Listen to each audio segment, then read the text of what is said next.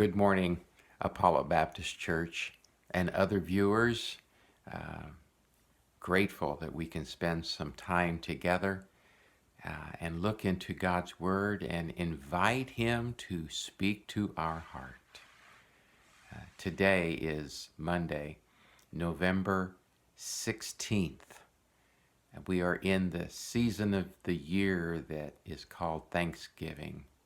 I love that season, and I think that there's much in the Bible about having a thankful heart or an attitude of gratitude. There are some huge spiritual needs in our lives that come out of that active thankfulness to God, no matter what our circumstances are. Today, I want us to look at Luke chapter 17, verses 11 through 19. It is that episode in Jesus' life when the 10 leprous men encountered him and cried out to him for mercy, for healing. They had a dreaded disease. They had a huge need in their life that was deeply bothering them and troubling them, and rightly so. We all have troubles. We all have problems. We all have issues. We all have things that need fixing. And these 10 had a huge problem. It was called leprosy. And they came to Jesus. Actually, they encountered Jesus. And they cried out to him, as you will read. They said, "Jesus, Master, have mercy on us." And when Jesus saw them, he said to them, "Go and show yourselves to the priest." Now, the priests were the authority in that day for the Jewish people, and if you had leprosy, it was the priest that said, "Yep, you got it." If you were to get over it, and most people didn't, but if you were, it had to be the priest who confirmed that you were, in fact, no longer leprous. And so he said, go to the priest. Now, he hadn't healed them yet. He just said, go. And so there was an ounce of faith there that said, okay, I'll go. And the event goes like this. As they were going on their way to the priest, they were healed. All 10 of them were healed. One of them turns around and comes back to Jesus and throws himself down before Jesus on his face, and with a loud voice glorifies him and thanks him and worships him. It says in verse 15, "Now one of them, when he saw that he had been healed, turned back, glorifying God with a loud voice.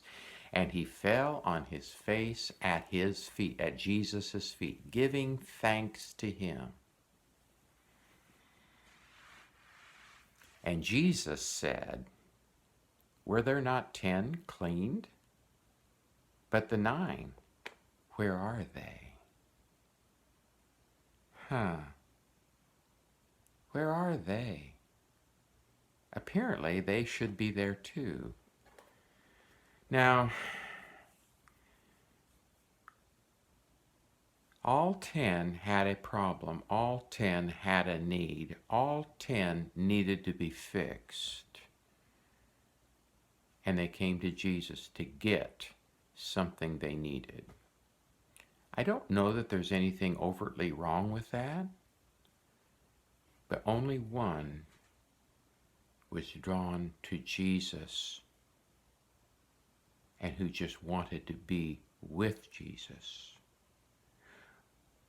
All 10 started out, "I want something from Jesus," but one said, "I want Jesus." And that one is the one that, with a grateful heart, turned back to Jesus and worshiped him and thanked him. There's something here that is incredibly, profoundly deep, deeper than me. I think it's the life of God himself. It doesn't take a lot to see that we have a problem. It doesn't take a lot to realize, I don't like this circumstance. I want to get better.